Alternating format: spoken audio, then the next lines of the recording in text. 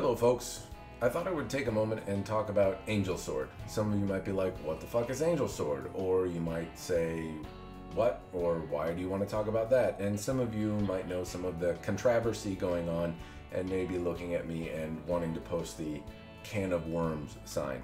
The reason that I thought I would chat a little bit about Angel Sword is because I've owned some of them, and I think they get a good and bad rap, sometimes for the right or wrong reasons. And since I've owned a few of them and been around them for a little bit, I thought it would be worthwhile to share my opinion online. A lot of folks see some of the drama that happens on various sword forums or on the online community, and they don't like to share their experiences that they've had with Angel Sword because sometimes conversations get a little bit heated. So I thought I would address some of the points that I've noticed that came up, share my thoughts, and if you have any commentary or want me to make a follow-up video about any of it, feel free and throw it in the comments below and I will attempt to address them. First off, in terms of complaints that I hear about Angel Sword, one is they don't like the way that they're sold.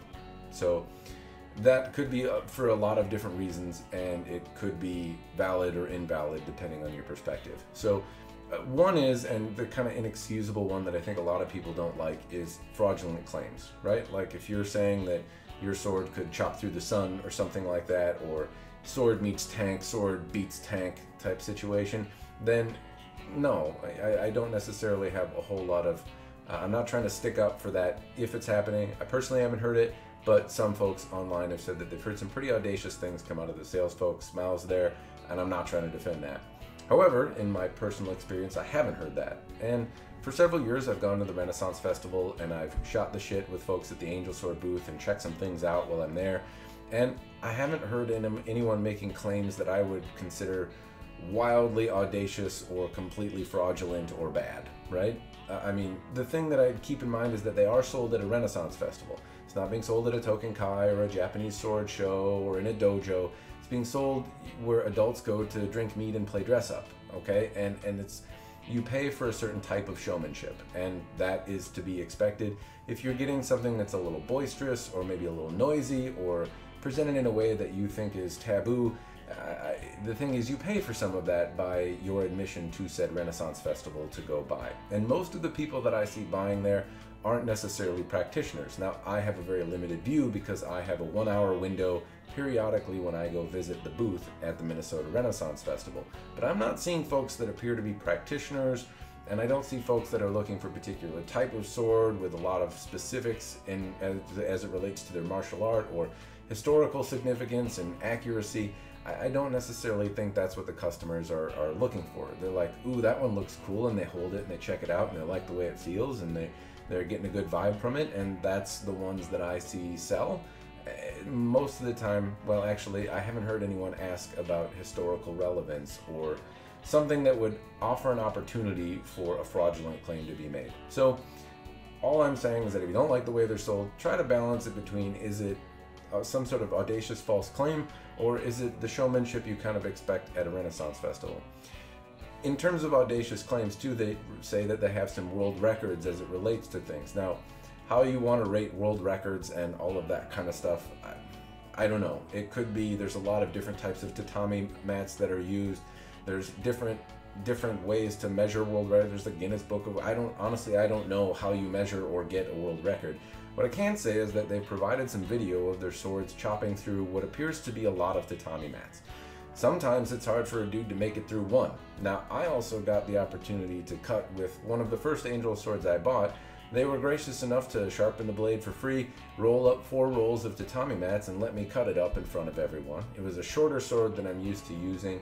It was one of their simple Bright Knight models, and it had a fresh sharpening job done on it, and I was able to successfully cut a roll of 4 tatami mats, which in my past experience has been very difficult for me. So a sword that I hadn't used before, that was shorter than the normal length that I use, and it was quite successful at cutting. So in terms of the performance of the swords, you can argue the semantics of what a world record is and isn't. Okay, fair enough, get caught up in that if you like, but I think they have provided some proof that says their products work, and from my experience, they do. I've had many a successful cutting session with an Angel Sword.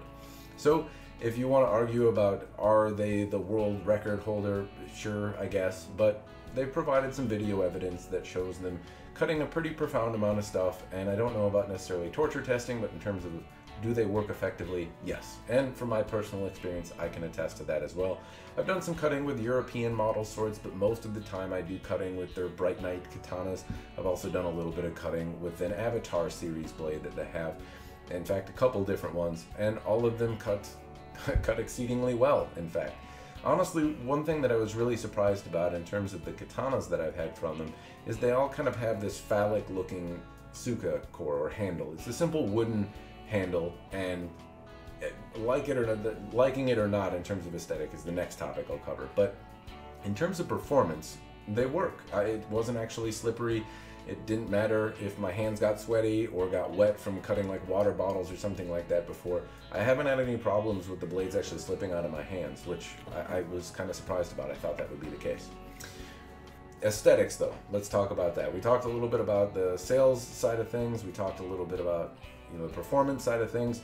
The aesthetics, people say they're really ugly looking. That's totally subjective. And I think that, well, frankly, if you don't like them, you don't like them. If you do, you do.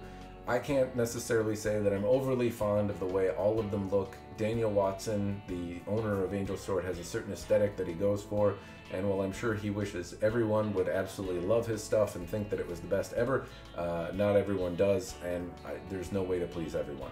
I will certainly acknowledge that at least if you compare like the katana or the European style stuff that I've personally owned, they have a lot of differences between the other things that are available or other historic examples. The fit and finish of them is, well, the finish work on them sometimes can appear to be a little rough, and the styling is not necessarily historic. At least the proportions are very different, and I don't know a lot about how blades are historically, but for what I can say from many of the Japanese style blades that I've had, they've been lacking some elements that you would expect in a blade that was replicating something from history. The Bright Knight series, notably. I remember when I asked Daniel Watson about it at a Renaissance festival. I said, why do the Bright Knight blades not have a habaki, right? The habaki is the blade collar on a Japanese sword, and if you're not familiar, one of its functions is to hold the blade inside the saya, or inside the scabbard, so that it doesn't fall out when it tips over, or when you bend over to pick something up, and you push it to release it from the saya kind of gently, and then it's suffice to say it's an important part of Japanese martial arts. If you're studying Aido or you do any kind of kata with a sword, you're probably going to be used to doing something with a habaki and have that tactile sensation that it provides. The Bright Knight series blades, many of them that I have owned, do not have a habaki. Well, his response was, I'm not selling only to Japanese practitioners of martial arts. He offers swords that have habakis on them, but this baseline of Bright Knight swords often don't, because people go in their backyard, chop whatever the hell they want with them, and because you have a carbon steel or a hard steel sitting on top of often a brass or a copper steel, which is softer, it's common to develop a rattle. Now, Japanese sword practitioners will understand that, yeah, after you cut a bunch of stuff, your habaki can start to rattle a bit. It's common kind of maintenance. It's just part of the game in terms of owning and using a Japanese sword. But his proprietors don't like that. They don't like to go out, like to go in their backyard, chop branches up, and then not have something develop as a rattle. That's why the Bright Knight series is mounted like a big knife. It doesn't have a removable suka that can be taken off. It doesn't have a baki, but it also whacks tree branches and doesn't rattle. So there's a logic and a method behind the madness, is all I'm saying. If you don't like the way it looks, then that's your personal preference. That's a subjective thing. But also, he usually does things, or Angel Sword has a reason that they do the things that they do. The other thing, and probably the most common thing that I hear, is that they're overly expensive, okay? And again, that's a mixture of factual and subjective. It's no argument they cost what they cost, right? $3,000, I think, $2,500 to $3,000 right now is about the basic cost of one of the Japanese style Bright Knight swords. And that's a lot of money. There's no argument to that. There's a lot of, well, not even a lot, but there are high-end production swords that are in that realm. And then there are, I mean, really it's tough to find custom swords from other sword manufacturers that make that, at least in the Japanese realm. Most of the Japanese style swords that I've gone through the process of having made are quite a bit more expensive than $2,500 to $3,000. But if I think about that, you have blades that are made in the United States by a smith that knows what he's doing, and he makes a whole bunch of inventory, has the overhead of a forge, the overhead of paying the festivals that he's attending. He has employees and people that sell things for, I mean, there's a lot of costs associated with it. Now, that's a lot of money, but people still criticize and say it's too much money. Well, if it is, don't buy it. You know, it is a lot of money. But at the same time, if it is a custom kind of handmade individual forged piece, there's time that's associated with that. Time costs money, and I don't think it's wrong for somebody to try and make a good living. In fact, the guy's been in business for a really long time, and if he's found a way to make a living making swords and liking what he does for a living, I mean, that sounds awesome. I wish I could make a living making swords, but I don't have talent to make them, and well, we can pretty much leave it that I don't have the talent to make them. But the point is that he makes swords and likes doing it and charges for his work, and he's been in business a long time, so I don't know, it doesn't necessarily seem bad to me. If people are willing to pay $3,000 for them and they're happy with it, then I don't see the problem there. Now, he has other swords that are worth a lot of, cost a lot more money. Whether or not you think they're worth it, again, it's a subjective thing. What I will say about the value, though, is that Angel Sword's been in business for a very long time, and they have a trade-up policy thing where you can go in with a sword, and so long as you're spending 20% more, you can trade it toward another sword, and they give you like the approximate value of that sword towards the next one. So if you buy one now and then in 20 years there's a different one you want, well, the sword you have now will be worth more in 20 years presumably, and that's how stuff works out. The point is, that's pretty cool. They also have some sort of warranty against like breakage and all that type of stuff. Now, I don't really know how far you can push that. I haven't really pushed it myself. Folks have asked me to try and break an Angel Sword, but if I knowingly attempt to break a sword, then that has to violate a warranty, right? It's one thing if you're doing cutting or if in your backyard whacking a branch and something breaks, but if I go into a sword test knowingly attempting to destroy a sword, then it's not really ethical for me to expect a manufacturer to warranty that without knowing that that's what's happening. Now, if I could certainly ask, but it's not really an ethical thing to do. That said, what I can say is I have brought in swords that I've purchased secondhand, and they have sharpened them for free and taken a look at them and said, yeah, they're in good shape or not. And I've had a lot of different Angel Swords, and I bought a lot of them secondhand, and I haven't been treated any different as a customer. They've always sharpened the swords, and everything's been cool that way. So from that standpoint, I think that that's pretty cool. I mean, I like that they have a trade-in thing. I like that they'll sharpen the swords for free, and I like that they have some kind of warranty. There have been other companies out there that had warranties as well, like Last Legend, but Last Legend isn't around anymore, and the warranty that they had for a lifetime is pretty much void because the company's gone out of business. But Angel Sword's been around for like 20-something years, so I don't think they're going anywhere anytime soon. I've had a lot of different knives. I've had some different types of swords. Realistically, my main thing has been the finish work. I don't necessarily think that especially for the money that's being charged for some of the swords, that the finish is always up to par. Now, it has been in some cases.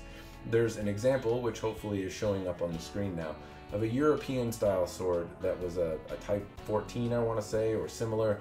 It's probably not really a Type 14, but it reminded me of that style, and maybe I'm even off on the oakshot typology.